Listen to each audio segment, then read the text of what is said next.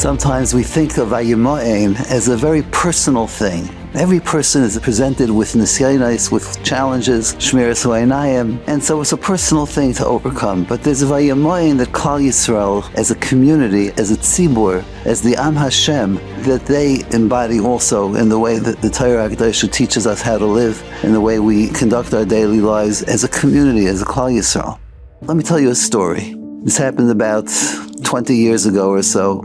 And the New York State Education Department had published proposed regulations that could have been problematic for a number of yeshivas. And I was asked by the Rosh Yeshiva, the members of the Moetzes Gedolei HaTorah, to speak to the Commissioner of Education, his name was Richard Mills, and talk to him about this and see whether we could get this regulation either amended or done away with entirely.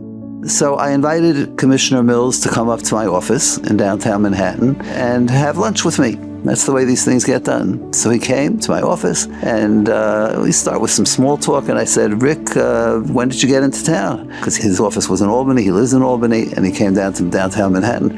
When did you get into town? He said, last night. I said, really? So where do you stay when you come to New York? He says, I stayed in the Brooklyn Marriott, and I saw a very interesting thing. I said, what was that? He says, I came down to the lounge to get a drink, and I looked and I saw that sitting at a table, there was a young man dressed very nicely in a dark suit, and sitting across from him was a young lady, also very nicely dressed, and they were speaking to each other in very serious terms. And I looked around the entire room and I saw there were half a dozen tables where the same thing was taking place. I was beginning to get a little bit nervous, and I said, so Rick, what did you think about that when you saw this? He says, at first I was taken aback. You don't see that very often. Then I thought about it, and I said, that's the way it should be done. If only the rest of society would take courtship so seriously and would also follow this type of conduct, most of the problems that I have to deal with as education commissioner relating to children, they wouldn't exist. This is beautiful. This is the way it should be done.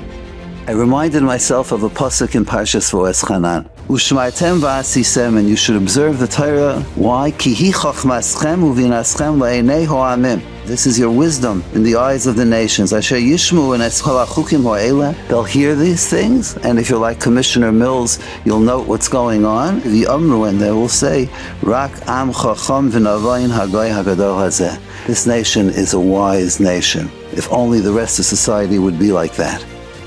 If I was successful that day in getting the regulation amended, it really had very little or nothing to do with the persuasiveness of my legal presentation, none of that.